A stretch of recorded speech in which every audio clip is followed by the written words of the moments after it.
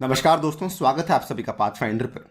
आज से लगभग 8 साल पहले की बात है। एक बहुत ही इंपॉर्टेंट रिपोर्ट सामने आई थी। आईबी के द्वारा इस रिपोर्ट को पेश किया गया था, जिसमें कि उन्होंने ये बताया था कि भारत में काम करने वाले कई सारे एनजीओस यानी कि कई सारे गैर सरकारी संगठन ऐसे हैं जो कि भारत के विकास के खिलाफ काम कर रही हैं। नाउ ये काफ़ी एंटीथेटिकल है अपने आप में, बिकॉज हम लोग अक्सर एनजीओस को जोड़ते हैं विकास के साथ, अक्सर जोड़ते हैं एनजीओस को सोशल वर्क के साथ। लेकिन जब ये रिपोर्ट सामने आई थी तो असल में इस चीज़ को लेकर काफ़ी बड़ी कंट्रोवर्सी सामने आई थी।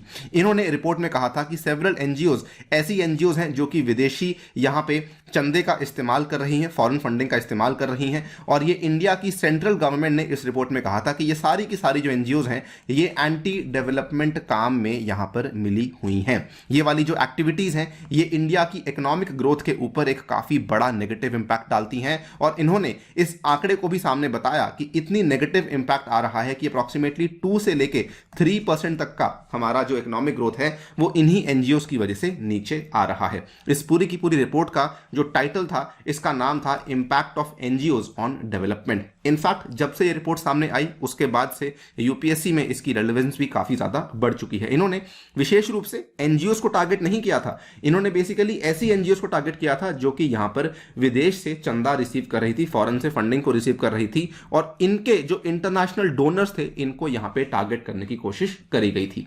नाउ ये पूरी की पूरी जो कहानी है ये असल में एक पर्टिकुलर कानून के इर्द गिर्द घूमती है, और उस कानून का नाम है, जिसका आई एम श्योर आपने नाम सुना होगा, एफसीआरए के नाम से, फॉरेन करेंसी रेगुलेशन एक्ट, जो कि भारत सरकार के द्वारा सबसे पहली बार आज से लगभग 50-55 साल पहले पेश किया गया था। उसके बाद उसको 2010 में फिर से पेश किया गया था नए एक्ट को, एंड 2020 में जो रिसेंट सरकार है उसके द्वारा इसमें बड़ा संशोधन भी लाया गया था। सो उस पूरे के पूरे एफसीआरए एक्ट के बारे में तो बात मैं करने ही वाला हूं कि एग्जैक्टली जो एफसीआरए है ये हमारी जो इंडियन एनजीओस को किस तरीके से फॉरेन फंडिंग से बचाता है, किस तरीके से जो यहां पर ऐसी फॉरेन फंडिंग होती है जो कि भारत के डेवलपमेंट के खिलाफ काम कर रही हो उससे कैसे बचाता है। और साथ ही में हम लोग वीडियो के दूसरे भाग में यह भी बात करेंगे कि किस तरीके से हाल ही में सुप्रीम कोर्ट की आई एक जजमेंट थी जिसमें Supreme Court refuses to provide relief to NGOs जिन्होंने अपने एफसीआरए लाइसेंसेस को खो दिया था। यह वाली जजमेंट आज से लगभग 2 हफ्ते पहले आई थी, इसके बारे में भी मैं चर्चा यहां पर करने वाला हूं। चलिए शुरू करते हैं दोस्तों मेरे साथ। मेरा नाम है अनिरुद्ध। इस लेक्चर की पीडीएफ को डाउनलोड कर सकते हैं यहां पर दिए गए टेलीग्राम चैनल के माध्यम से। इसके अलावा आप लोग जुड़ सकते हैं using this particular handle on the Unacademy app as well. Also आपको बताना चाहूंगा कि अनअकैडमी फिर से आपके लिए एक नया ऑफर लेकर आया है, जो कि ऑफर आपका चलने वाला है 7 से लेकर 16 फरवरी तक। इसमें आपको जो है 1 साल का यदि आप लोग प्लस कॉम्बो लेते हैं तो इसका जो प्राइस है वो मात्र 51,471 पड़ेगा, जो कि 55,000 से कम होकर करवाया गया है। और जो 1.5 साल का प्राइस है, जो कि सबसे आइडियल ऑफरिंग मेरे हिसाब से बनती है यूपीएससी की तैयारी के लिए, ये वाली ऑफरिंग 59,848 में करवाई गई है। इसके माध्यम से आप लोग घर बैठकर अपनी यूपीएससी आईएएस एग्जाम की तैयारी को शुरू कर सकते हैं। ध्यान रखिएगा कि अगर आपको ये वाला कोर्स परचेज करना है तो आप लोग यहाँ पर अनी यूपीएससी रेफरल कोड का इस्तेमाल कर सकते हैं, जिसमें आप लोग को मेरी पर्सनल गाइडेंस व्हाट्सएप ग्रुप में एडिशन और 20 बुक्स भी आपके घर तक पहुंचाई जाएंगी। राइट। तो सबसे पहले थोड़ी से इसके बैकग्राउंड को, थोड़े से इसकी पृष्ठभूमि को समझ लेते हैं। ये इमरजेंसी के आसपास की बात है, जब आपको याद होगा 70s का टाइम चल रहा था। इंदिरा गांधी की गवर्नमेंट को बेसिकली ये यहां पर एप्रीहेंशंस आ चुकी थी कि कई सारी फॉरेन पावर्स हैं जो कि भारत के अंदरूनी मामलों में दखलंदाजी करने की कोशिश कर रही हैं, और उनका जो रास्ता था, उनका जो तरीका था, ये बेसिकली कुछ स्वतंत्र संगठनों की मदद से ये चीजें कर रही थी। ये वाली जो इंडिपेंडेंट ऑर्गेनाइजेशंस थी, यहां पर जो सबसे बड़ा यहां पर बेसिकली यूज किया जा रहा था वो एनजीओ का ही इस्तेमाल किया जा रहा था। और ये टाइम भी कोल्ड वॉर का चल रहा था, जब आपको मालूम होगा दुनिया में 2 बड़ी पावर्स थी, सोवियत यूनियन की और एक तरफ अमेरिका की, जो कि अलग अलग देशों में दखलंदाजी देने की कोशिश कर रही थी, so that in order to ensure कि उनके स्ट्रेटेजिक इंटरेस्ट यहां पे मीट हो सके। यानी कि सोवियत ये चाहते थे कि ज्यादा से ज्यादा कंट्रीज हमारी तरफ हों, लेकिन अमेरिका ये चाहता था कि ज्यादा से ज्यादा कंट्रीज हमारी तरफ हों। और इन्हीं कंसर्न्स के चलते उस टाइम पर पार्लियामेंट में पेश किया गया था 1976 में पहली बार the foreign contribution regulation act, और इसको एनैक्ट भी किया गया था। बताना चाहूंगा कि इसकी चर्चा काफी लंबे टाइम से चल रही थी। 1969 में ही इसकी चर्चा होनी शुरू हो चुकी थी, लेकिन इसको पहली बार जब एनैक्ट किया गया था that was the year of 1976। उस टाइम पे इसके जो उद्देश्य थे उनको यहां पे निर्धारित किया गया था। Objective of FCRA was to regulate the foreign donations, ऐसे संगठनों को, ऐसे संघों को, so that they functioned in a manner which are consistent with the values of a sovereign democratic republic. यानी कि भारत सरकार का एक मूल उद्देश्य यह था कि अगर बाहर से कोई डोनेशन आ रही है, बाहर से कोई चंदा आ रहा है, तो हम ये चाहते हैं कि वो संगठनों में इस तरीके से इस्तेमाल किया जाए जो कि एक उन वैल्यूज के साथ कंसिस्टेंट है of a sovereign democratic Republic. यहां पर इन्होंने साफ साफ कहा it prohibited electoral candidates, political parties, या फिर कोई जज है, कोई एमपी है, या फिर यहां तक कि जो कार्टूनिस्ट भी हैं वो भी यहां पे फॉरेन कंट्रीब्यूशन को एक्सेप्ट नहीं कर पाएंगे। इनके ऊपर साफ साफ जो है वो प्रतिबंध लगा दिया गया था। ये इनफैक्ट ऐसा कहा जाता है कि कार्टूनिस्ट को इसमें इंक्लूड इसलिए किया गया था बिकॉज जो इमरजेंसी के टाइम पे पॉलिटिकल डिसेंट के ऊपर भी एक शिकंजा कसे जाने की कोशिश करी जा रही थी। खैर हमारा मुद्दा आज उसको लेकर नहीं है। कार्टूनिस्ट क्यों इंपॉर्टेंट है? आपने देखा होगा कि अखबार में कई बार अलग अलग तरह के कार्टून्स आते हैं जो कि इनफैक्ट आप यहां पे देख भी सकते हैं। ये भी एक एग्जांपल है कार्टून का, ये वाला भी एक अखबार से ही उठाया गया कार्टून है। इस तरीके के अलग अलग कार्टून्स जो अखबारों में आते हैं तो इनको भी यहां पे मना किया गया था कि आप लोग भी यहां पे फॉरेन फंड्स को नहीं ले सकते हैं। नाउ ये वाला एक्ट चलता रहा, उसके बाद आप देख सकते हैं कि FCRA 2010 में भी सामने आया था। इसमें क्या हुआ, 2010 में यूपीए गवर्नमेंट ने एक नया FCRA एक्ट को पास किया। इसमें इन्होंने क्या किया था कि इसमें इन्होंने जो पुराने वाले एक्ट में कमी पेशी थी उसको ठीक करने की कोशिश करी थी। एक्ट ने साफ साफ प्रोहिबिट कर दिया acceptance and utilisation of foreign contribution और foreign hospitality for any activities जो कि नेशनल इंटरेस्ट के खिलाफ होंगी। ठीक है, तो अगेन ऑब्जेक्टिव हमारा बदला नहीं था, लेकिन जो भी इसमें लूपहोल्स थे, जो भी इसमें प्रोसीजरल लूपहोल्स थे, उनको यहां पे बदलने की कोशिश करी गई थी FCRA 2010 के द्वारा। नाउ आज से 2 साल पहले की बात है और ये बिल्कुल ताजा चीज है, आपको मालूम होगी। FCRA 2020 में जब एक नई अमेंडमेंट लाई गई थी, सितंबर 2020 की बात है, एनडीए गवर्नमेंट के द्वारा एक मेजर अमेंडमेंट लाई गई थी। ना ये वाली जो अमेंडमेंट थी ये काफी मेजर थी और ये भी आप देख सकते हैं सितंबर 2020 की ये न्यूज द इकोनॉमिक टाइम्स की। It made several changes to the existing act including making it mandatory for office bearers of any NGO to provide their Aadhaar numbers. तो सबसे पहली बात तो ये थी कि अगर आप लोग जो है किसी एनजीओ में काम करते हैं, किसी एनजीओ को लीड करते हैं, हेड करते हैं, तो आपको अपने आधार नंबर देने यहां पर मैंडेटरी है। और साथ ही में जो बड़ा प्रावधान यहां पर दिया गया था वो सरकार के पास ये वाली शक्ति भी दी गई थी कि सरकार यहां पर एक इंक्वायरी भी शुरू कर सकती है to prevent an organisation from using the foreign funds for 180 days की अगर मान लीजिए किसी संगठन के ऊपर इंक्वायरी शुरू हो जाती है और उस इंक्वायरी के दौरान सरकार आपसे यह कह सकती है कि आप लोग आने वाले 180 दिन के लिए किसी प्रकार का कोई फॉरेन फंड जो है वो इस्तेमाल नहीं करेंगे। ना इसके प्रावधान कई सारे थे, मैं आपको मोटे मोटे प्रावधानों की बात करूंगा। सबसे पहले तो इन्होंने कुछ कुछ कंडीशंस लगाई थी, कुछ कुछ शर्तें लगाई थी। इन्होंने कहा कि कोई भी इंसान या कोई भी एनजीओ जो कि विदेशी चंदा पाना चाहता है, सबसे पहली बात तो उसको FCRA एक्ट के तहत अपना पंजीकरण करवाना जरूरी है। उसके बाद इन्होंने ये भी कहा कि आप एक SBI दिल्ली में ही जाकर के अपना एक बैंक अकाउंट ओपन करेंगे जहां पर आपके सारे के सारे फॉरेन फंड्स आएंगे, यानी कि आप किसी और अकाउंट में इसको रिसीव नहीं कर पाएंगे। फिर यह भी कहा गया था कि जो भी पैसा आपका आएगा वो जिस पर्पस के लिए आपने पहले इन्फॉर्म किया होना चाहिए कि इस पर्पस के लिए हम लोग उस पैसे को ले रहे हैं, केवल उसी पर्पस के लिए उस पैसे का इस्तेमाल होगा। अगर आप किसी और पर्पस के लिए उस पैसे का इस्तेमाल करते हैं, ठीक है, कोई अल्टीरियर मोटिव, कोई नेफेरियस मोटिव है, उस केस में जो है आपके ऊपर यहां पे कार्रवाई हो सकती है। आप लोग यहां पे एनुअल रिटर्न्स को फाइल करेंगे और आप इस पैसे को किसी और एनजीओ को भी ट्रांसफर नहीं कर पाएंगे। एप्लीकेंट को यह भी कहा गया था कि जो भी एप्लीकेंट यहां पर पैसा रिसीव कर रहा है, पर्सन हो या एनजीओ हो, इंडिविजुअल हो या एनजीओ हो, they should not have been prosecuted और convicted for creating communal tension. कि अगर आपके ऊपर कोई ऐसी कार्रवाई वैसे चल रही है कि आपने यहां पर कोई सांप्रदायिकता का कुछ टेंशन क्रिएट करी है या डिसहार्मनी क्रिएट करी है, तो उस केस में आप लोग यहां पे पैसा रिसीव नहीं कर पाएंगे। ठीक है, और application should not have been found guilty of diversion और misutilisation of funds and should not be engaged और likely to be engaged in the propagation of sedition. तो ये कई सारे प्रावधान यहां पर इस एक्ट को स्ट्रिक्ट करने के लिए बनाए गए थे। इसमें रजिस्ट्रेशन का प्रोसीजर भी बताया गया था। इसमें जो है आपको अगेन सिर्फ एक बात बोलूंगा जो कि इंपॉर्टेंट है। इन्होंने कहा था कि MHA makes inquiries through the IB into the antecedents of the applicant, यानी कि जो भी एप्लीकेंट है, मान लीजिए यहां पर कोई भी XYZ इंसान जाता है और वो एप्लीकेशन डालता है FCRA के तहत, तो IB जो है पहले उसका बैकग्राउंड चेक करेगी कि इस इंसान ने इसके पहले इसका ट्रैक रिकॉर्ड कैसा रहा, कोई पुलिस कार्रवाई तो नहीं चल रही, कोई पुलिस केस तो नहीं चल रहा, कोई कोर्ट कार्रवाई तो नहीं चल रही।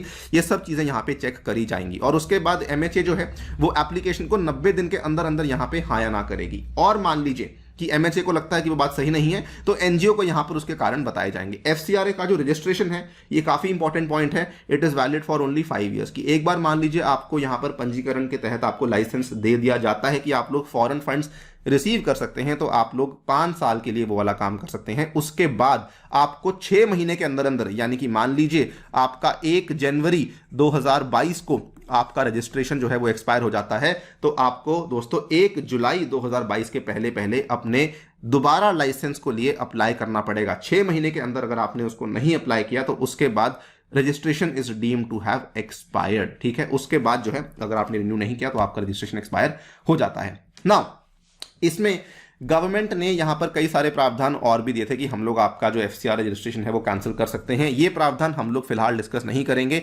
ये लेकिन बेसिकली बताता है कि एक्ट अगेन बहुत ज्यादा यहां पे स्ट्रांग हो चुका था, जो कि लेटेस्ट अमेंडमेंट इसमें लाया गया था।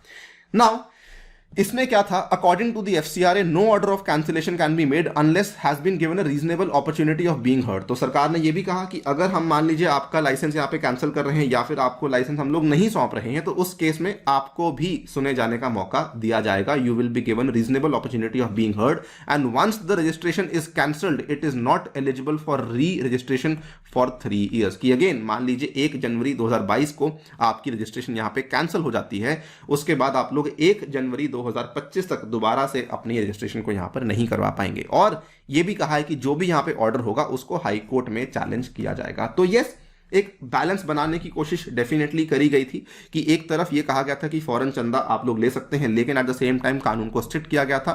एट द सेम टाइम जो यहां पे तीसरा स्टेक होल्डर यानी कि एनजीओ या पर्सन है, तो उसको भी कहा गया था कि भाई अगर आपको कोई दिक्कत है तो आप लोग अपने जुडिशरी के पास जाके इन दिक्कतों को बोल सकते हैं। अब ये कंट्रोवर्सी आपको मालूम है, आईबी की रिपोर्ट ने जो बताया कि कई सारी एनजीओ ऐसी हैं जो कि एंटी डेवलपमेंट एक्टिविटीज में जुड़ी हुई हैं। इसी के चलते कई सारे एनजीओ के लाइसेंसेस को पिछले कुछ सालों में कैंसिल किया गया था। ये पूरा का पूरा जो आपके सामने मैं कच्चा चिट्ठा दिखाने वाला हूं, आप देख सकते हैं 2011 तक भारत में काम करने वाली ऐसी एनजीओ जिनको एफसीआरए के तहत लाइसेंस दिया गया था, ये 40,000 एनजीओ थी। 2012 में यूपीए 2 गवर्नमेंट जब चल रही थी, ठीक है, उस टाइम पे मनमोहन सिंह गवर्नमेंट ने कैंसिल किया रजिस्ट्रेशन ऑफ ऑलमोस्ट 4,000 एनजीओ, क्योंकि कई सारी एनजीओ ऐसी थी जिनके ऊपर इस तरह के आरोप लगाए गए थे कि आप लोग यहां पे फॉरेन डोनेशंस को लेते हुए भारत में कुदनकुलम न्यूक्लियर पावर प्रोजेक्ट के खिलाफ यहां पे प्रोटेस्ट कर रहे हैं, और यहां पर इन कई सारी एनजीओ का लाइसेंस कैंसिल किया गया था। उसके बाद पिछले 7 ईयर्स में, ठीक है, जो करंट गवर्नमेंट है, नरेंद्र मोदी गवर्नमेंट, जब से ये पावर में आई है, they have cancelled the registration of more than 16,700 NGO. Over 10,000 of these cancellations were carried out in 2015 alone. आपके सामने ये वाली खबर भी है 2013 की, जो कि यूपीए ने करी थी, और उसके बाद ये वाली खबर भी है, home ministry cancel registration of 9,000 foreign funded NGOs. ये वाली खबर 2015 की है। और इनफैक्ट ये वाला जो इंसिडेंट हुआ था, ठीक है, 9,000 वाला, ये असल में आईबी के रिपोर्ट के आने के जस्ट इमीडिएटली बाद यहां पे करवाया गया था। FCRA registration of close to 5,900 NGOs, जिसमें कि ऑक्सफैम इंडिया काफी बड़े लेवल की एनजीओ है, ठीक है, और आईएमए यहां पर इनकी भी यहां पर जो है रजिस्ट्रेशन लैप्स हुई थी December 31, 2021, यानी कि आज से 1 महीना पहले की बात है, 40 दिन पहले की बात है कि ये वाली बड़ी डेवलपमेंट हुई थी, ठीक है। Registration of as many as 5, 7, 8, 9 NGOs had lapsed after they failed to apply for the renewal before the due date। तो वो आपको बताया था मैंने कि 5 साल के बाद जो है आपको 6 महीने के अंदर अंदर रिन्यूअल के लिए अप्लाई करना होगा, वो लोग इन्होंने यहां पे नहीं किया, तो लगभग 5,800 एनजीओ का भी यहां पर लाइसेंस कैंसिल करवा दिया गया था। तो आपके सामने है कि कितनी सारी एनजीओ का लाइसेंस यहां पे कैंसिल करवाया गया है। The rest who had applied for renewal they were refused as the MHA को ये यहां पे जानकारी मिली दैट देयर ऑपरेशंस और accounts to be in violation of the FCRA. तो आपके सामने आंकड़े हैं कि हर बार पहले कितनों का लाइसेंस कैंसिल किया गया, उसके बाद 5,900 एनजीओ के लाइसेंस लैप्स हो गए थे, और उसके बाद 5, 7, 8 एनजीओ के जो लाइसेंस हैं उनको रिन्यू यहां पे वो कराना भूल गए। जिन्होंने अप्लाई किया उनको यहां पर जो है रिन्यू नहीं करवाया गया। क्लियरली एफसीआरए एक्ट के तहत ये सब चीजें हो रही थी। अब ये पूरा का पूरा केस पहुंच जाता है सुप्रीम कोर्ट में। हमारे सर्वोच्च न्यायालय में याचिका दर्ज करी गई, जनवरी महीने की बात है। US based NGO Global Peace filed a petition in Supreme Court against the centre's decision to not renew the FCRA licence of around 6,000 NGO. तो एक एनजीओ है, काफी बड़े लेवल की एनजीओ है, ग्लोबल पीस के नाम से, ठीक है, और ये सुप्रीम कोर्ट पहुंची भारत के कि भाई आप लोग 6000 एनजीओ के लाइसेंस को रिन्यू क्यों नहीं कर रहे। ग्लोबल पीस ने अर्ज किया कि प्लीज जो भी यहां पे ह्यूमैनिटेरियन ऑर्गेनाइजेशंस हैं, यानी कि ऐसी एनजीओ जो कि ह्यूमैनिटेरियन ऑर्गेनाइजेशंस के तरफ काम कर रही हैं, उनको एफसीआरए के परव्यू से एग्जेम्पशन दिलवाई जाए।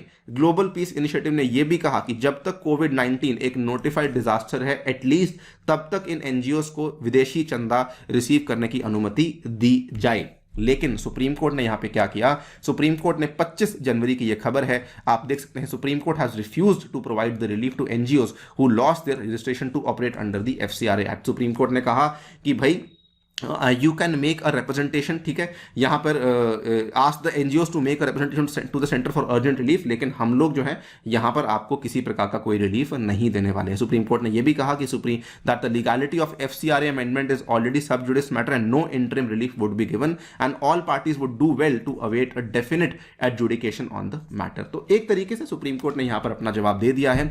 गवर्नमेंट का रिएक्शन यहां पर क्या है, according to the MHA, NGOs जिन्होंने ड्यू डेट के पहले अप्लाई नहीं किया, ठीक है, वो लोग अपने कुछ रीजंस दे सकते हैं और with in 4 months of the expiry of registration वो लोग फिर से अप्लाई कर सकते हैं। यानी कि जिनका यहां पे 31 दिसंबर 2021 को लैप्स हुआ है, वो लोग यहां पर आके डेफिनेटली अप्लाई कर सकते हैं। Following this their applications can be reconsidered, ठीक है। Many NGOs do not apply for renewal, कई सारे कारण होते हैं, बिकॉज कभी उनको लगता है कि शायद जो है एनजीओ खुद ही बंद हो जाती है, कभी कभार जो उनको लगता है कि कोई मतलब नहीं है, हम लोग को यहाँ पे लाइसेंस वैसे भी मिलने नहीं वाला है।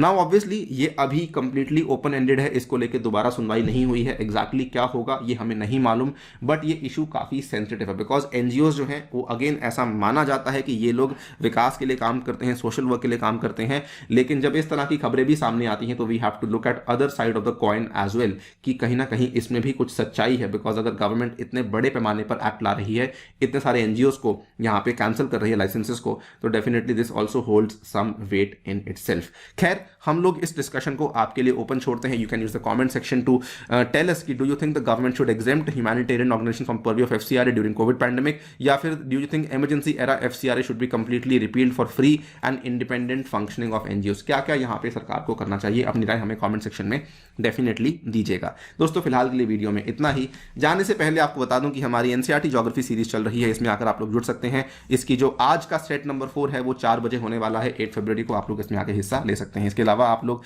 सब्सक्रिप्शन को बाय कर सकते हैं यूजिंग द कोड अनी यूपीएससी। आज आप लोग जो है प्लस को ले लीजिए, कल को आप लोग इसको रिन्यू कर सकते हैं, आइकॉनिक में भी जा सकते हैं। अगेन अगर आप लोग अनी यूपीएससी कोड इस्तेमाल करते हैं तो आपको फायदा काफी मिल सकता है। इसके अलावा ये वाले बैचेस आपके लिए बिल्कुल आ जाएंगे, मेरे द्वारा भी आपको ये वाले बैचेस उपलब्ध करवाए जाएंगे। इसी के साथ आपसे लेता हूं विदा। Thank you so much for listening, stay tuned and stay safe.